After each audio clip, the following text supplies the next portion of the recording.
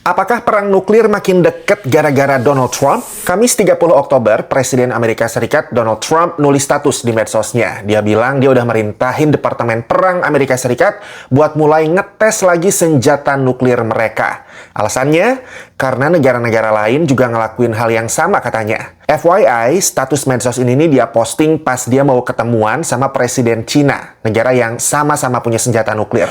Buat konteks, ada 9 negara yang punya senjata nuklir sekarang ini. Rusia, Amerika, Cina, Prancis, Inggris, India, Pakistan, Israel, dan Korea Utara.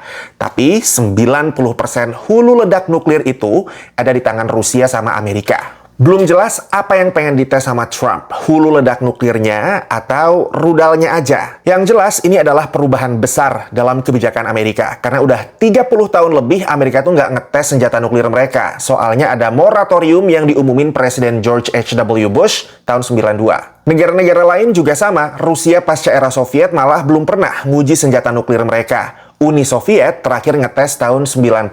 Sementara Cina terakhir ngetes tahun 96. Pengecualian buat Korea Utara yang terakhir kali ngetes bom nuklirnya tahun 2017 lalu. Terus gimana dong respon Rusia sama Cina begitu denger Trump nyuruh militer Amerika ngetes senjata nuklir lagi? Rusia yang minggu lalu baru ngetes rudal bertenaga nuklir, bukan rudal berhulu ledak nuklir loh ya, berharap Trump udah dikasih tahu dengan benar bahwa yang Rusia tes itu bukan senjata nuklir. Sementara Cina minta Amerika patuh sama moratorium pengujian senjata nuklir dan menjaga keseimbangan dan stabilitas global. Para pakar bilang kebijakan Trump buat mulai lagi tes senjata nuklir bikin dunia menghadapi ancaman nuklir yang makin besar. Kenapa gitu? Soalnya banyak di antara negara yang punya senjata nuklir ini sekarang lagi terlibat konflik atau sengketa global. Rusia, konflik sama Ukraina. Malahan Putin udah beberapa kali ngancem bakal pakai senjata nuklir. Terus konflik Pakistan sama India. Ada juga Israel yang nyerang Iran, yang dituduh negara-negara barat lagi berusaha bikin senjata nuklir. Walaupun Iran bilang enggak. Terus Korea Utara dengan ketegangan di semenanjung Korea, sama Cina versus Taiwan.